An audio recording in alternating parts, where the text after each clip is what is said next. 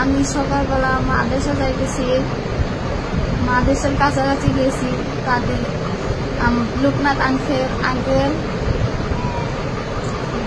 Sanjit uncle ওইখানে motorcycle নিয়ে দাঁড়াই আছে। আমি যাইতেছি, আমাদের ডাক দিয়ে কইল যে চলো আমরা মেলা হইতেছি, মেলা থেকে ঘুরে আসি।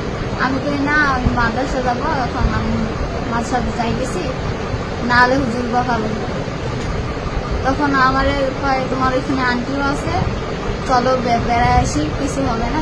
আমাদের জোর করে মোটরসাইকেলের মধ্যে তুলা নিয়ে গেছে,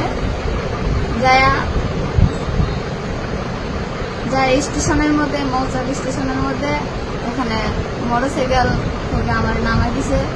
13 বছরের একজন মুসলিম কিশোরী মাদ্রাসার ছাত্রীকে 3 দিন পর্যন্ত আটকে রেখে ধর্ষণ করেছে একজন হিন্দু যুবক। আমরা দাবি করি যে বাংলাদেশ 92% মুসলমানের ভূখণ্ড মুসলমানের দেশ।